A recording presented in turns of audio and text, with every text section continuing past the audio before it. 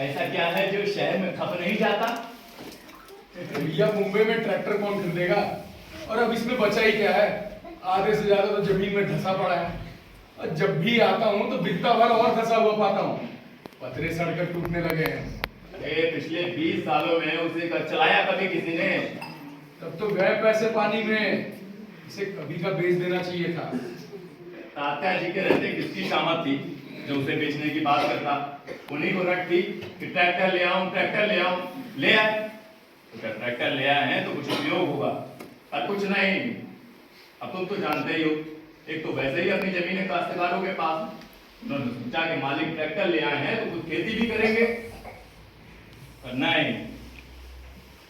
मैंने तो उनको कहा था कि इस ट्रैक्टर को बेचकर इसकी जगह 15 भैंसे खरीदकर डेयरी शुरू कर दें। इससे अच्छा हमने एक अच्छी सी मोटर कार क्यों नहीं खरीद ली? अच्छा, क्योंकि तेरे बाप को मोटर कार से दूध निकालना नहीं आता था, इसलिए। भैया, पुराने जमाने में अमीरों के दरवाजे पर हाथी नहीं जूटते रहते थे। नए जमाने में देशपांडे वंश ने अपने घर के आगे ट्रैक्टर लाकर खड़ा कर दिया। जरूरत हो चाहे ना हो, बस अमीरी दिखाना है। घर के सामने ट्रैक्टर और पिछवाड़े एक मियाना। तुम्हें उसी मियाने में बिठा कर लाया गया था, लगता है भूल गई। भूलूंगी कैसे, जब से आई हूँ दोनों पिछवाड़े ही तो पड़े हैं। अब भैया और चाय ले आऊं? नहीं भाभी। इच्छा हो तो बता दो, मैं रसोई में ही जा रही हूँ। खाना आप ही बनाते हो क्या? तो भैया और कौन है? वो गजानन कहाँ गया? गजानन को गए तो 3 बरस हो गए। अब बस स्टैंड से किसी होटल में खाना बनाता है। खाना बनाने वाला ना हो तो बड़ा कष्ट होता है, और सोया ना रहने से सचमुच हैंडीकैप हो जाता है। वो पराग है ना, गजानन के साथ बैठकर तंबाकू खाता है। तू चुप रह और सारे ग्लास उठाकर रसोई घर में रख के आ। अरे नमक हराम है कमबख्त। इसके आजा और इसके बाप देशपांडे के घर का चूल्हा संभालते थे, लगता है उसको इस बात का पता नहीं। अरे है किसको, एक एक करके सारे छोड़कर चले गए। एक एक आदमी के पीछे 4-4 नौकर रहते थे। उनका कहना भी सही है, जितना पैसा उन्हें बाहर मिलता है उतना उन्हें हम देते हैं क्या? अच्छा, ये बताओ मुसीबत के समय उनके साथ कौन खड़ा रहता था? अरे आगे भी हम मदद करते रहते। हमने गजानन के यहाँ संदेशा भिजवाया था कि सूतक है त्रयोदशा तक संभाल दो, लेकिन भड़वा नहीं आया। अरे सूतक में माँ को छूछा चल जाता है क्या? ले लेती है, आजकल सब चलता है। अरे माँ इन मामलों में बहुत चिड़चिड़ाती हैं, उनको इस बात का अंदाजा नहीं। हमारा मुंबई में ठीक है, यहाँ सब ठीक ही है।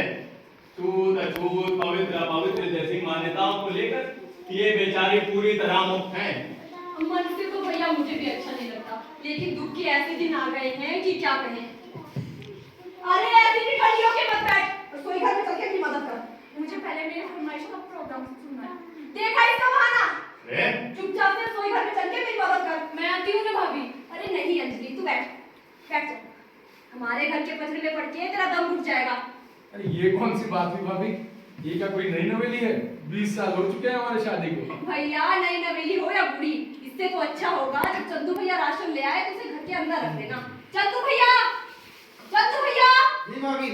बाजार से राशन लेके आना है। हाँ, और हाँ, भीवा ने लकड़ियां काट दी है, लेकिन कमबख्त ने भीतर नहीं रखी। मैं लाकर रख दे दूंगा। ठीक है, रख दो। सुनिए, आप चंदू को राशन लाने के लिए अन्ना अग्रवाल की दुकान पर भेज दो। चिट्ठी लिख के दे दो। क्यों? अरे क्या हुआ रे? वो बंसीलाल पहले के उधारे का पैसा मांग रहा था। अब देखो भला, कल 2 माचिस की डिब्बी के लिए चंदू गए थे, लेकिन उसने वापस कर दिया। अरे उस कमबख्त से कहो कि धड़ल गांव के देशपांडे किसी का कर्ज लेकर नहीं मरते। तात्या जी मर गए तो क्या हुआ? हम सभी तो जिंदा हैं। घर का छान छप्पर भी बेचना पड़े तो भी उसका पैसा चुकाएंगे।